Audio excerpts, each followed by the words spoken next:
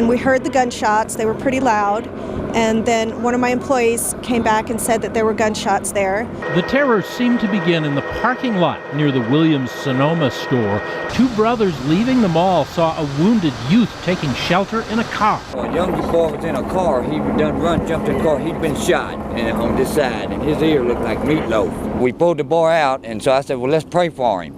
So we started praying for him, so that all these laws started pulling up. This guy was still in there shooting, so that they said, well, throw a coat on this boy, and because we got to stop this killer. The gunman entered the mall and started blasting away with a shotgun. I was just working, and all of a sudden I heard a loud shot, and I saw security run by, and I didn't really know what was going on, and I just saw everyone start running. Fear and confusion spread. Police arrived within a few minutes. Hundreds of shoppers and workers took cover, hiding wherever they could. Some heard the final confrontation. I heard the policeman yell, drop your weapon, police, drop your weapon, and then we heard a lot of gunshots. Witnesses reported dozens of shots, perhaps 40 or 50, and then silence. As some were cleared to leave by police, they saw the gunman's shotgun shells scattered around in front of shops. As we were running towards the north side of the building, we looked to our left and there was glass shattered all over the floor next to the escalators, and maybe, geez, it was so quick, but maybe 10 bodies laying on the ground. We were rushed out pretty quickly. We saw a bunch of bodies heaped on the floor, and there was glass everywhere, and pretty gory sight. It was really just scary. I wanted to get out of there. I heard the gunshot, and then I saw the security guards run off. I just heard this bang, bang, bang, bang, and it was just kind of random shots going on. And we heard what sounded like big balloons, boxes being stamped on. You never expect gunshots then.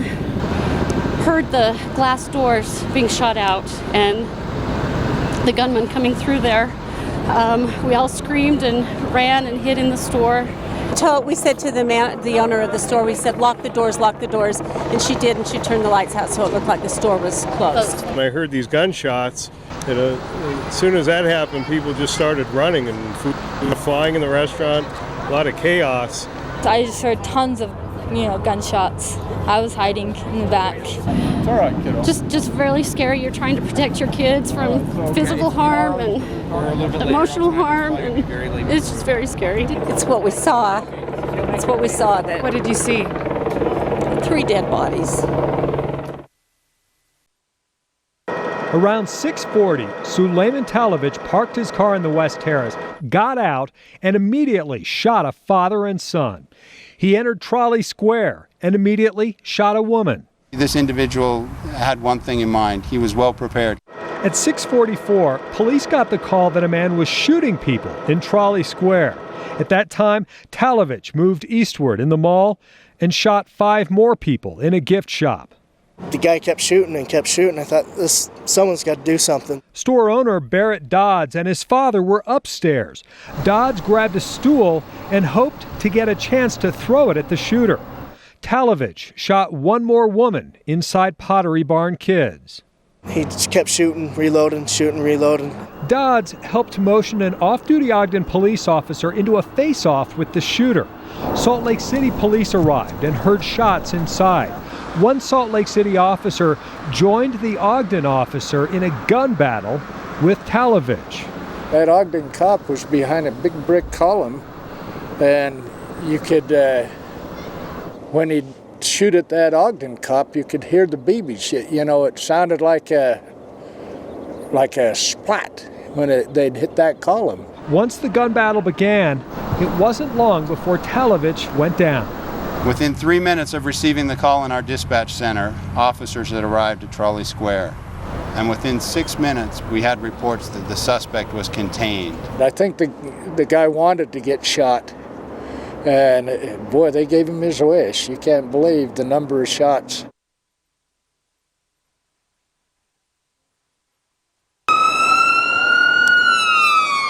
Images most Utahns will likely never forget. People shot, injured, killed when a young man randomly opened fire at Trolley Square. Right now, our number one priority is to get everybody out safely. Police arrived within 3 minutes of the first shots.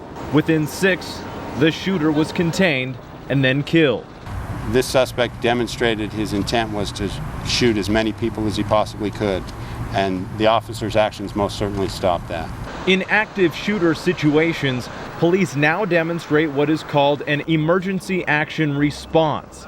As soon as 3 officers arrive on scene, they go in. Their mission, to neutralize the threat right away. Officers not caring for their personal safety, putting themselves in harm's way. No armor, no SWAT team backup. There's not enough time. It could be a trooper, an officer, a deputy.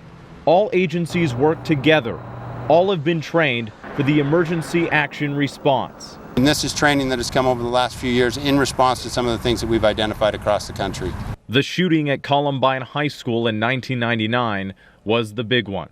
2 young men murdered 12 students, a teacher, then killed themselves. All of us must change our lives to honor these children. At the time, shootings of this magnitude were almost unheard of, and therefore training was inadequate. But now, law enforcement officers say they're ready. And even though 6 people were killed at Trolley Square, many more were saved.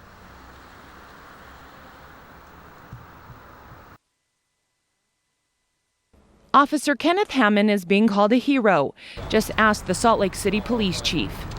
There is no question that his quick actions saved the lives of numerous other people. Or the mayor of Ogden. By every definition of the word, Officer Ken Hammond deserves that title. Or his wife.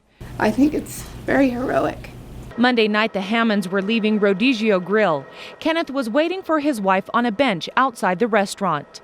I looked up a little bit further off to my right. I noticed that there was a man with a shotgun. It was 18-year-old Suleiman Talovich. I turned to my wife. I told her, I said, you need to leave. Go back to the restaurant, call 911, and lock it down. The suspect did engage me. He took a shot at me. It was pretty good distance. Hammond was on the second level, dropped to the ground, and lost sight of the shooter, but made sure everyone knew who he was. I'm just yelling, Ogden City Police, OPD, get down, get back, get back. By then, Salt Lake police had arrived. Talovich was cornered, gunfire exchanged, and the 18-year-old was killed. Police won't say by who. Hammond has been in the police for 6 years, never been shot at before Monday. And during all this, he was in jeans and a shirt, no bulletproof vest, no uniform, armed only with a Kimber pistol like this. It's one thing to come out here and strap this uniform on and be expecting it or be prepared for that. I'm on a Valentine's Day date with my wife. I'm not ready for that. I'm not expecting that. Even though officers with the Ogden Police Department are under no obligation to risk their lives to protect others when they're off duty, Hammond did. He made that decision, the conscious decision to go and track down. He's running towards the gunfight essentially, which everyone else is running away from us. So, I mean, it's very admirable what he did. But whatever you do, don't call Hammond a hero. I don't necessarily feel like a hero. I feel like I was there and I did what I needed to do. And that any other police officer would have done the same thing had they been in that situation. I just happened to be the one that was there.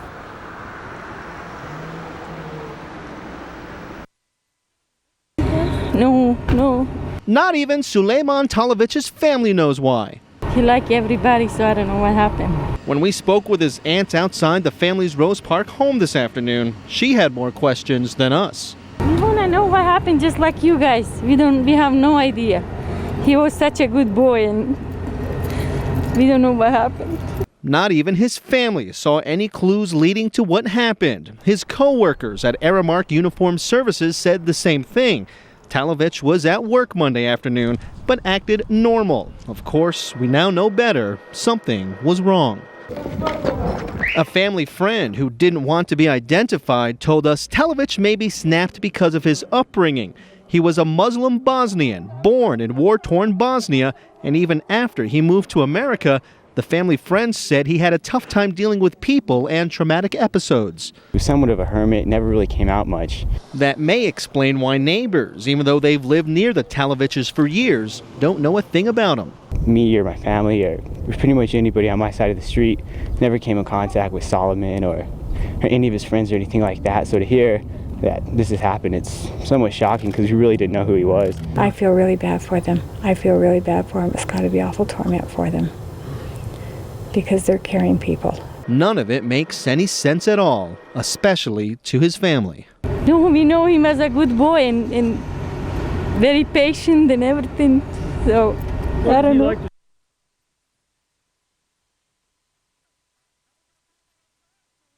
Jeffrey Walker and his youngest son AJ were shopping for the women in their family, buying Valentine's Day presents at Trolley Square Monday night. They finished up just before 7, and as they walked out of the mall, became the first victims of a teenage shooter. Walker was killed. His son is in serious condition at the hospital. Jeffrey Walker is a man that will be remembered by everyone as a man with a giant heart. He's a man that had a passion for his dear wife, Vicki, and his children. He's a man that's known as a true hero. Valentine's Day was also the reason a mother and her daughter went to shop at Trolley Square.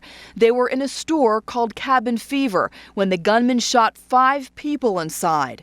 Kirsten was killed and Carolyn was shot twice. She managed, though, to call Kirsten's father before paramedics arrived. We appreciate the many thoughts and prayers that have gone out on behalf of both Kirsten and Carolyn. And we join with our community in wishing well to all those who have suffered at this time. 34-year-old Sean Munns is also recovering at LDS Hospital. He was shot twice after leaving a restaurant in the mall where he was having dinner with his wife and stepchildren. Sean's a joker, so Sean is trying to be best spirits and he makes great comments, but other than that, he's, doing okay.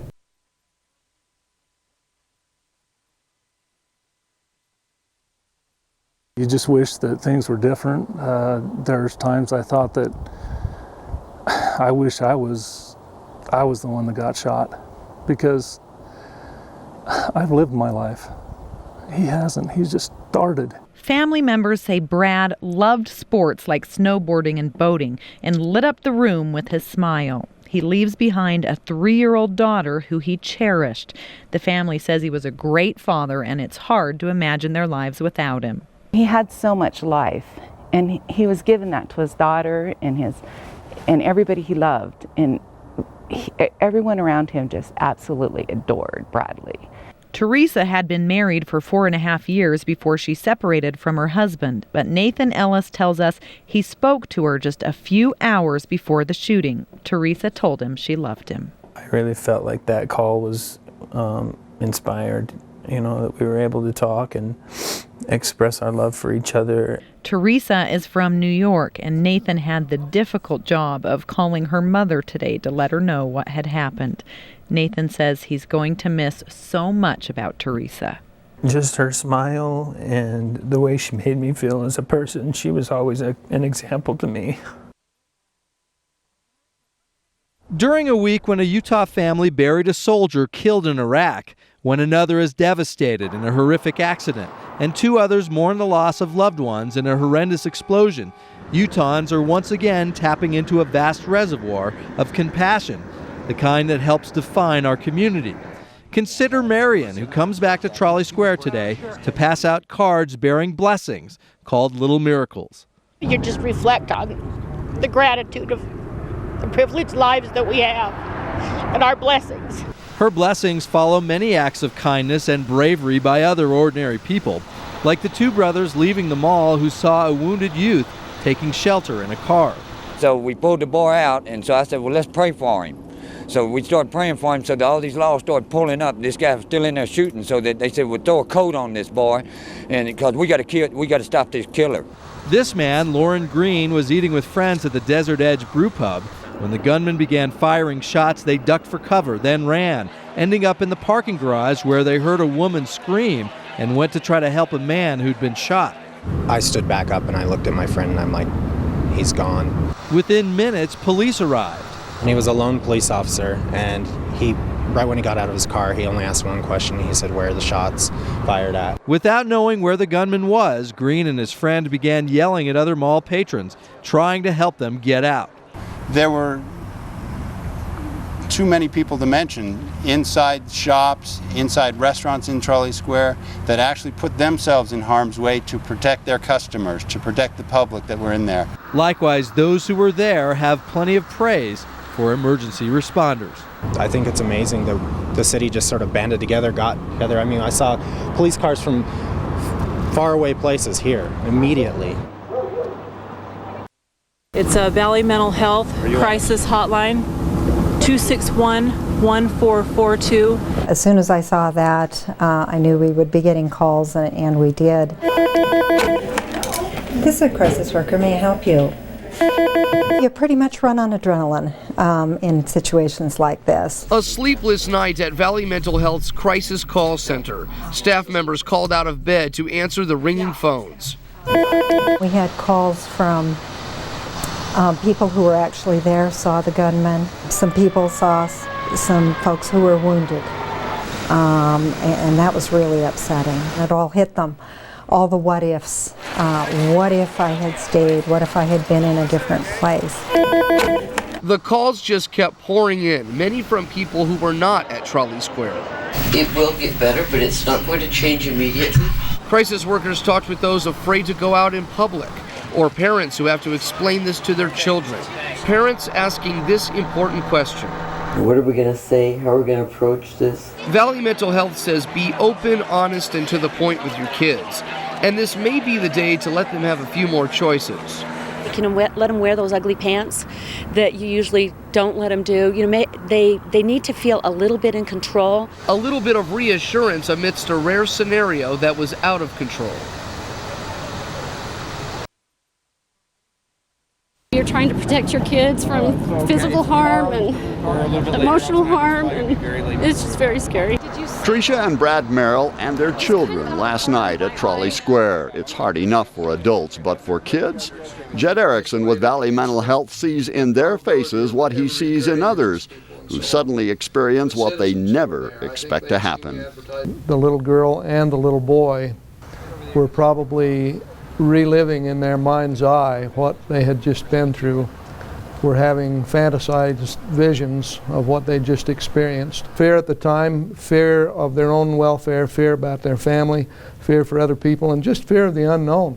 Though the feelings of fear and insecurity seem overwhelming at the time, Erickson says they're normal under such circumstances. Talking through feelings openly with family or friends may be all that's needed. This is a crisis worker. How may I help you? But some 200 folks felt they needed more. That's why calls came in here to Valley Mental Health. For kids who were there, who saw bodies, who heard the sounds of shots and screaming, who've had their world suddenly turned topsy-turvy, parents need to intervene and help out. But especially for children, don't try to pretend it never happened.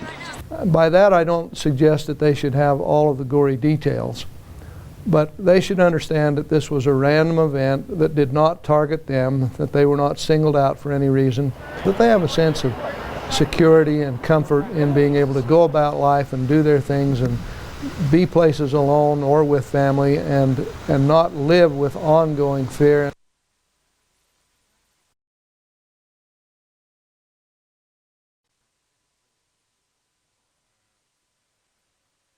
I heard the gunshot, and then I saw the security guards run off, and I heard a couple more shots. We thought that just a pan had dropped the first two shots, and so we were like, why is everybody freaking out? And then we just heard more shots, pop, pop, pop, pop. There was at least like 30 to 40 shots. As soon as that happened, people just started running, and food was kind of flying in the restaurant, a lot of chaos, and I just heard this bang, bang, bang, bang, and it was just kind of random shots going on. We said to the owner of the store, we said, lock the doors, and she did, and she turned the lights out so it looked like the store was closed. We just went into a barricaded closet by ourselves and just locked ourselves in there. We barricaded ourselves in a room, and then we called 911. They told us to stay there, and so we finally called again, and when we called, we heard the police come in, and they escorted us out. Scared the crap out of us. I don't know how many were shot, but I know he was in there killing. It's what we saw. It's what we saw. What did you see? 3 dead bodies. I heard the policeman yell, drop your weapon, police, drop your weapon. and then we heard a lot of gunshots. Just really scary. You're trying to protect your kids from physical harm and emotional harm, and it's just very scary. Did you see the gunman?